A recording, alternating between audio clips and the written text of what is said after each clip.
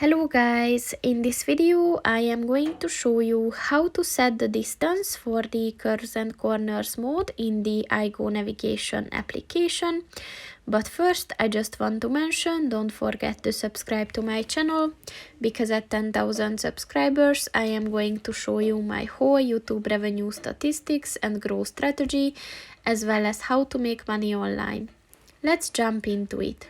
First of all, open the application on your phone and then click on the three lines at the bottom of the page on the right, and then scroll down and click on the settings button, and then click on the warnings button, and then click on the road signs button, and then click on the curves and corners button, and then click on the distance button.